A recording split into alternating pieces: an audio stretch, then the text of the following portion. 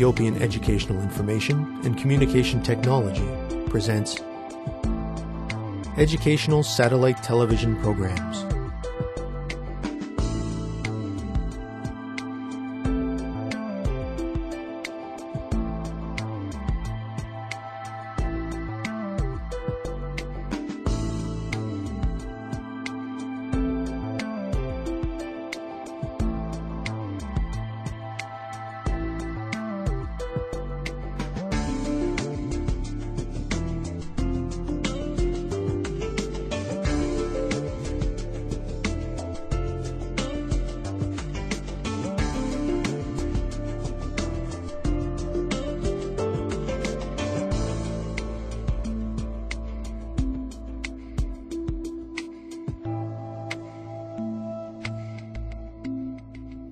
Hello, teacher.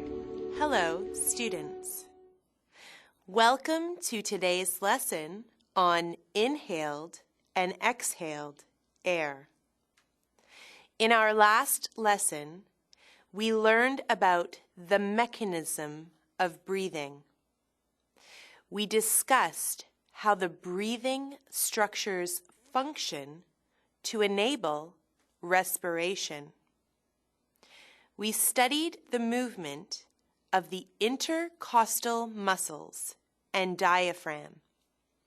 We also defined inhalation, exhalation, and ventilation. Today, we will compare the composition of inhaled air versus exhaled air. We will also demonstrate the presence of carbon dioxide, water vapor, and heat in the air we exhale. Let us begin with a review activity. Students, do you recall the process of diffusion from our studies in a previous unit? Please take a few minutes to write down the definition of diffusion. Students, let's get ready. Begin.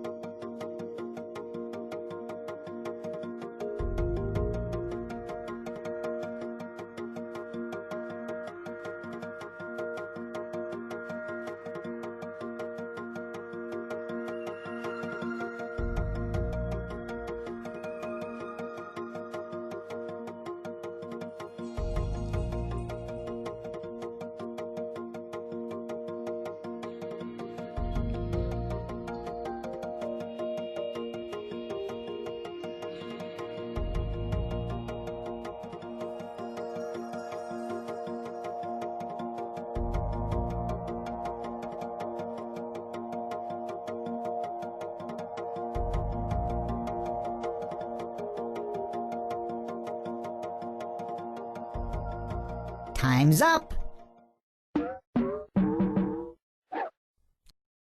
Let's get back to our lesson. Welcome back. If you recall, diffusion is the process by which molecules spread from areas of high concentration to areas of low concentration down a concentration gradient. A concentration gradient is the difference between the concentrations in a space. When molecules are evenly distributed throughout the space, molecules are in the state of equilibrium. Diffusion exchanges the air in the lungs during respiration. We know that inhaling supplies the body with the oxygen required for cellular respiration, while exhaling removes carbon dioxide from the body. When air is inhaled into the lungs, oxygen passes into the blood by diffusion along a concentration gradient. Simultaneously, carbon dioxide passes out of the blood into the air of the lungs along a concentration gradient. Since the movement of oxygen and carbon dioxide takes place at exactly the same time, there is an exchange called a gaseous exchange. The exchange of gases occurs in the alveoli. If you recall, alveoli are small sacs with a large surface area that make up most of the lungs.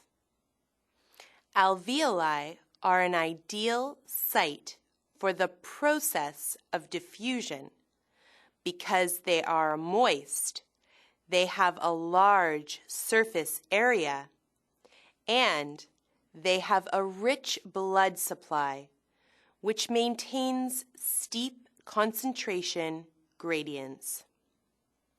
Within the alveoli, the gases in the air and the gases dissolved in the blood are separated by two cell layers. The distance is very short. Therefore, diffusion takes place very quickly.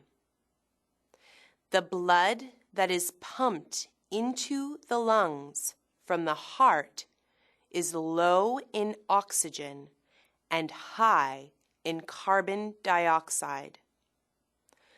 Oxygen is regularly moved into the blood, but deoxygenated blood is constantly replacing it. On the other hand, carbon dioxide is regularly delivered to the lungs. It is diluted in the air that maintains the concentration gradient between the blood and the air in the lungs.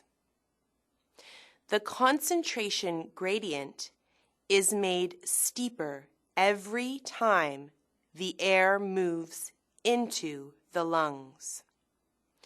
This results in gas exchange in both directions along the steepest possible gradient. We know that gas exchange occurs because of the breathing movements of the rib cage and the diaphragm.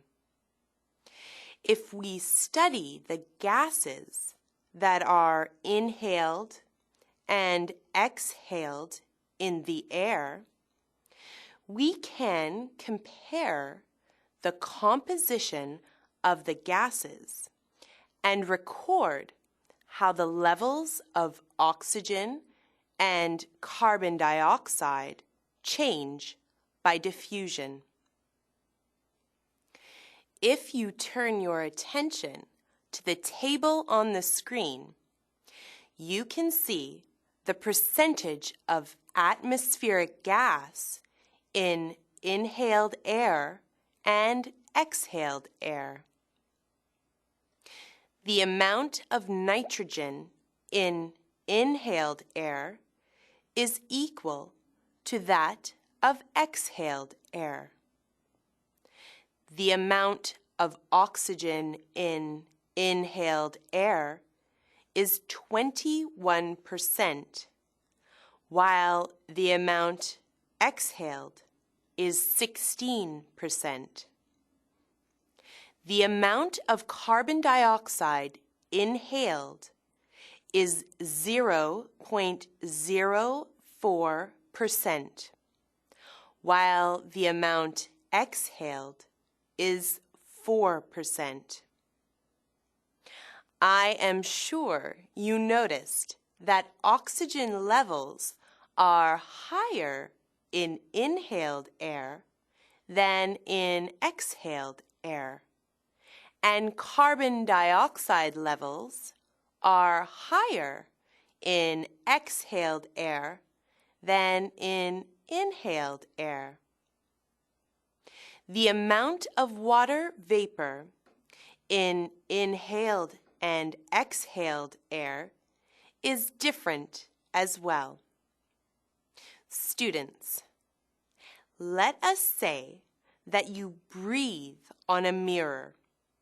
What happens to the mirror? Take a few minutes to consider this and write down your ideas. Students, let's get ready. Begin.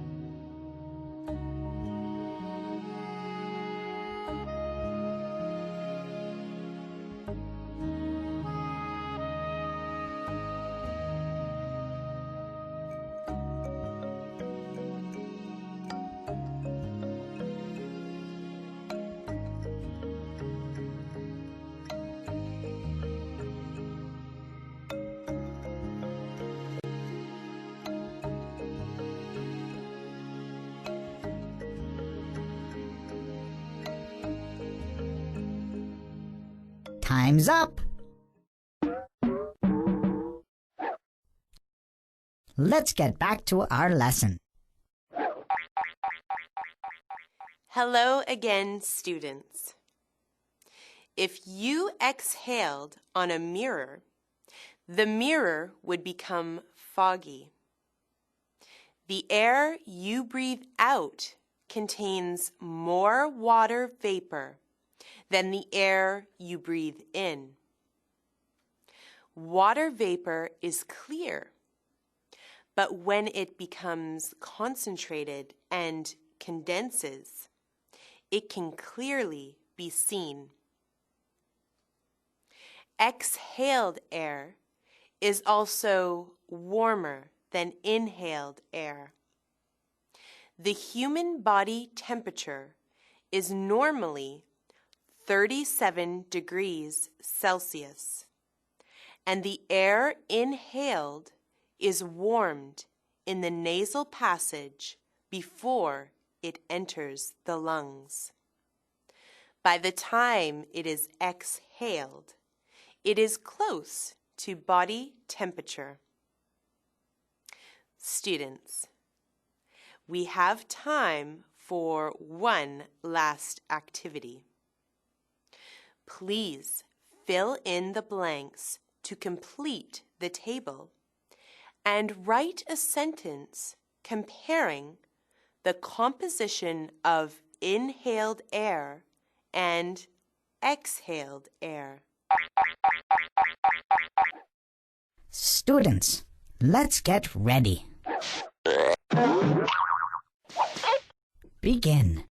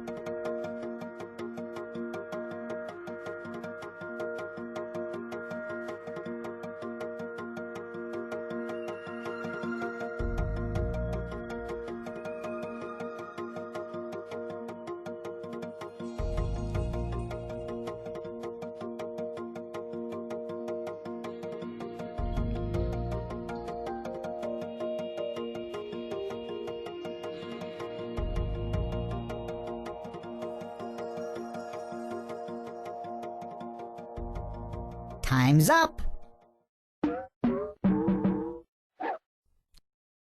let's get back to our lesson. Hello again, class. I hope you were able to complete this activity. Your table should be filled out like this. Inhaled and exhaled airs contain 80% nitrogen. Inhaled air contains 21% oxygen and 0.04% carbon dioxide.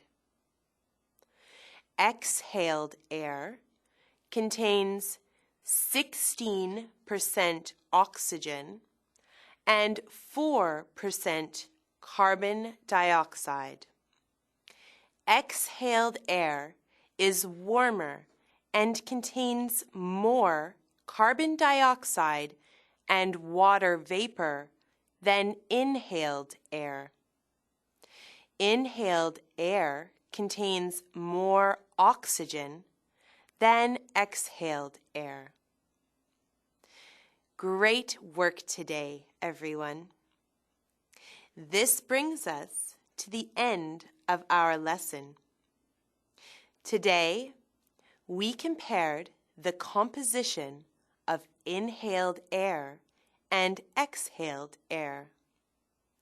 We discussed that diffusion is the process that exchanges air in the lungs with that of the bloodstream.